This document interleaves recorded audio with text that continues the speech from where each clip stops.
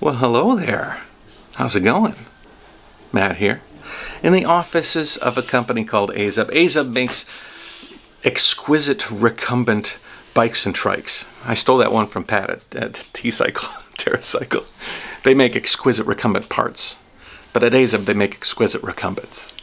And they're going to make me an exquisite recumbent called a TiFLYX. We have been slowly but surely producing parts which are laid out here, from the frame to the wheels to the paint and coatings and the titanium suspension, which is, well, one of the pieces is here. The other piece is over there. This one is not doesn't have the lattice in it. The other one has a lattice in it. Anyways, we are in the assembly stage now. We have all of the parts, I think, mostly. We'll find out very soon. And we're going to lay all the parts out, and we're going to start putting together my TiFLYX world-conquering recumbent trike. I'm super excited. So that's the intro. How's it going? How's everybody doing out there? Let me know what you're doing, where you're from. Give me a little Jayoe shout out from wherever you are in the comment section. Let's go. All right, guys. Hansa just configured my trike officially with a lot of special bits and bobs, modifications, and yeah. It is the epic build. Yeah, the epic build. What is the bottom one? The very bottom is a chain adjuster. Okay, that's if you wanted to have other people sitting on it. Yeah. Walking stick holder. I need a walking stick holder. So you're going to replace this piece here? Yep. Okay. And you have the steel shear pins, which is good. And the handlebar back mount, already Lukasz already put it into the videki. And we have one more downstairs. Yeah. Me and Hans are trying to brainstorm about, like, because I carry this camera with me everywhere I go. Normally I have it under my armpit, but it'd be nice to be able to find a place next to the bag mount, right next to my seat, where I can just lock it into place. And the seat is going to be the most stable part of the entire trike, really. It's just going to be floating. So what we're doing now is we're putting together the order. Milan is back there, and he is just like pulling the different parts that are going to go into the Jayoe AZUB trike. Dresson. Sorry? The name of the trike? Dresson. Dresson. Dresson. Dresson. Dresson. Dresson. Dresson or Dresson. I think that somebody has to work a little bit. They have to learn some Czech intonations in order to say it. With some of the projects here, we were already playing with the idea to name it Czech. Like we were working on a prototype of the fabric velomobile, and there is a famous Czech old car, like a trike as well, like very old, with the fabric, and it's called Velorex officially, but people call it prchající stan, which is running tent. Basically, prchající stan. So that was one of prchající stan. So we were like, well, we can call it, you know, or just stan. Prchající stan. Stan. Prchající stan. Those are two words. Prchající stan. Stan is tent? Yes. Okay. Prchající is moving. Stan. Moving. Running. Oh, it's escaping. Escaping tent. Okay, so what we're gonna do now is we've cleared out this area. This is like their staging area, where they have each trike set in a box up on the wall here, as well as a cart full of everything to make up whatever order they have. But we're gonna lay out the trike in like skeleton form on the ground, so that we can see like how the basically it'll be like the skeletal structure of the trike. Pretty cool.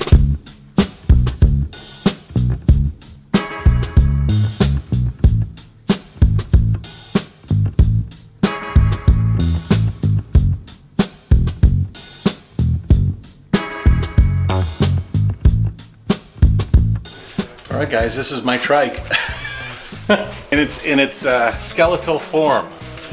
That is my trike. That's pretty cool.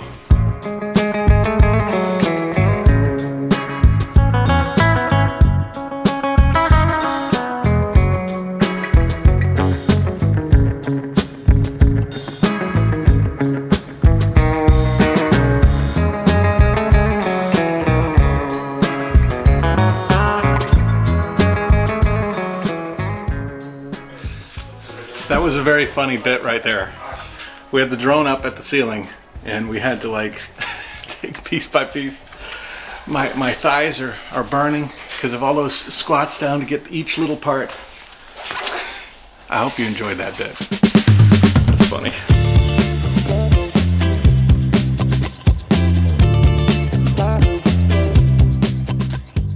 Now AZUB is known for this anodized red color that they use on a lot of like the bracketry for the suspension and the bracketry in the back.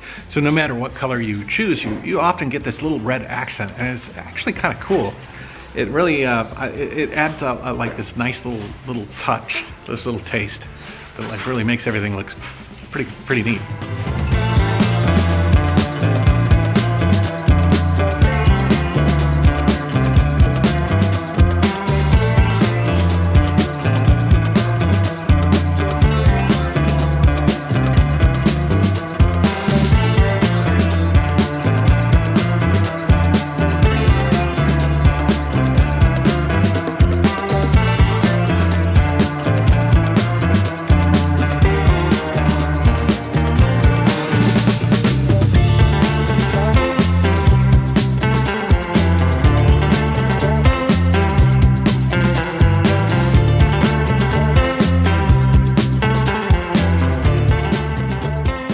All right, guys, this is how much we've accomplished today.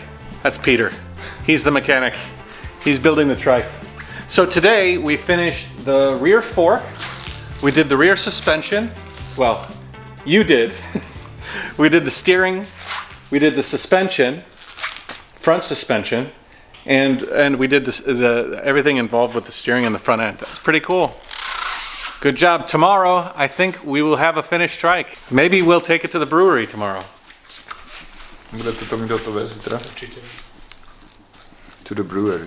To the brewery, he says. To the brewery. So tomorrow will be more technical. It'll be brakes and like the little stuff. A lot of the little stuff. Yeah. And the stickers. Got to put the stickers on. I brought some Jayoe stickers. We'll see if maybe we can find a spot to put the Jayoe. I'll give you some too. Okay. The end of a very productive day. We put together the trike. I mean, it is almost good to go. Tomorrow we have to do all the little bits and bobs, but it was good. Tomorrow we're starting super early. He said, could you be ready at 5:30 in the morning? I said, if you're building my trike, whatever you need, sir, I will be there. So 5:30 in the morning it is. Oh, I shot a lot of video today. Oh, this is gonna be a fun edit, that's for sure. It was pouring rain earlier, and everything is cleaned, and I'm a little bit nervous because my room that I'm staying at has 2 skylights to allow fresh air in, and they tilt up, and they're both tilted up, and I left them that way when I left. There is a high probability that I will come home to a lake. And a lot of my electronics are on my bed right underneath that skylight. I'm less worried about the bed, more worried about my electronics. Oh well, it is what it is. We'll figure it out when we get there. Yeah, this electric is amazing. I might want to do a little video on electric because I had never ridden a vehicle, let alone a bike or a trike, with some sort of powered system. And it seems like 15, max 46, cadence, odometer, range. On this range, and this is like the medium, not the light, I can go 89 kilometers. And if I go to Eco, I can go 178 kilometers. I can go 178 kilometers with a very limited amount of boost assistance from this motor. It's super cool. Hello. Yeah, I can go 178 kilometers on one battery. That little thing down there. It's not too little. Let's see, where is it? There it is. Relatively speaking, it's pretty small. Yeah, I mean, I'm not going to get electric now, but I certainly think it would be something worthwhile to add on down the road. I'll just have fun without it for a while. But I have to get up super early. I'm gonna go home, edit on the computer, try to get the next episode finished, if not more, and then call it a day. Tomorrow we finish. Tomorrow we have a new trike. Tomorrow the Jayoe World Tour goes into phase 3, maybe? It's certainly my 3rd trike. 2 of the HP Scorpions, and now 1 AZUB TiFLYX. This is a good shot, right? This is a good angle. I like how this trike sits up high. I feel like this is a bit more of a natural speaking position. And yeah, I like it. I think I forgot to mention, we changed the brake system on the trike last minute. We were thinking about how to work in a parking brake, and their cable system, their cable braking options didn't have the parking brake for my setup with the roll-off speed hub in the back and all of this. And so they said, well, what we could do right now is we could switch to a hydraulic, like a mixed hydraulic system, and then that would have a parking brake option. You know, I was against hydraulic brakes while I was on tour because it was a little bit more complicated, and you had that is a falcon or something. Anyways, I wasn't a big fan of the idea of doing hydraulics because cable operated brake systems are the easiest to repair, and you're most liable to find parts for them. The idea of having hydraulics meant you have fluid. If there's a leak and you don't have the fluid, then you're screwed. But you know, if you have a little extra cable, you can kind of rig something up. You know, there's a lot of ways that you can brake, even hand operate the brakes, which I think that you can still do on these hydraulic brakes. Maybe still use a lever, I'm not sure. But anyways, the benefit to hydraulic brakes is that they're a bit smoother. The braking power is a little bit higher. The distribution of power to the brakes is a little bit greater. There's less opportunity for the cables to rust and corrode, which I've had problems with in the past.